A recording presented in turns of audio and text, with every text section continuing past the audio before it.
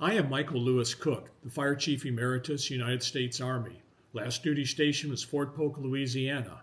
And in Fort Polk, Louisiana in 1969, I started my professional journey as a firefighter. I became a soldier. I trained as an 11 Bravo, which is a infantryman. In other words, I knew how to fight. And when I got to Vietnam, I became a combat firefighter. The military occupational specialty, which is called MOS, does not exist for the combat firefighter anymore. It was 51 Mike. That MOS went away in 1983, and because the combat duties were removed. They still have military firefighters, but they don't have the heavy responsibilities of the combat duties that we had. Throughout my long 60 years of serving as a firefighter, I've never seen a publication that told the story of those of us that were in Vietnam and did this particular job to support and protect our troops and obviously protect all of our military assets that we had in country. Thus, my book, An Army Firefighter in Vietnam, 1970 to 1971, became a mission for me. The 21 men that were assigned to the fire department at that time, I was fortunate enough to be their NCO. They respected me, they trusted my leadership. They're all gone. I'm last man standing. I had to tell my story. The book takes you through almost a true documentary of everything.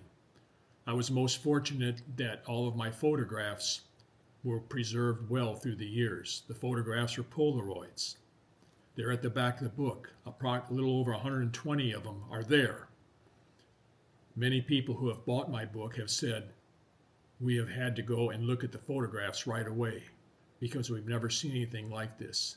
And I guess they're probably right, because soldiers, especially soldier firefighters, are rarely photographed in war.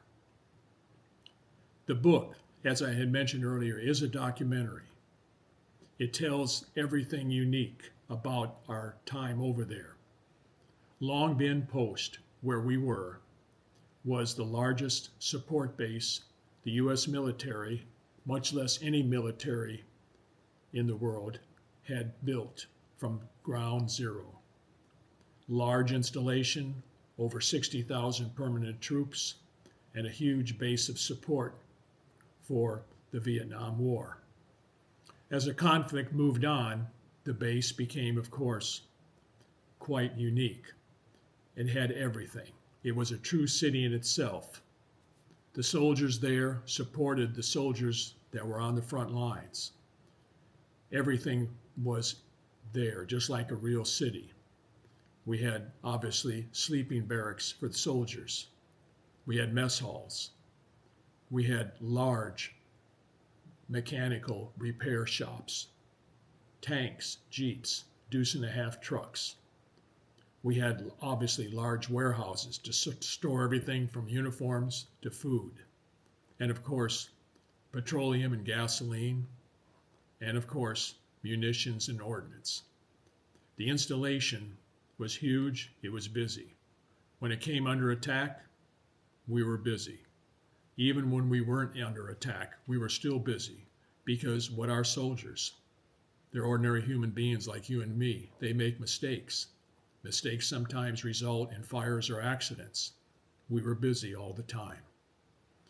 So the book documents many interesting facets of serving in the position as a 51 Mike. Our duties included numerous calls.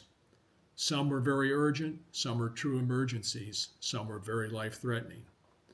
If any of us made a misstep on a tough, challenging call, it could be a serious injury or death to either you or your team members. I tell this in the book. The book goes on to document some of the more unique parts of the calls that we went on. You ever hear of a road on fire? We had one. Read about that. So I'm very grateful to my publisher to get this out there, because this is part of American history that needs to be captured and needs to be remembered. The soldiers who served with me, dedicated, faithful, in fact, I have to say, true American faith-bearing patriots, great people. I'll never forget them. They're treasured friends of mine and will always be for all eternity. So I would like to have you take a look at my book. I'd like to invite you to get a copy and see a touch of history that America is proud of.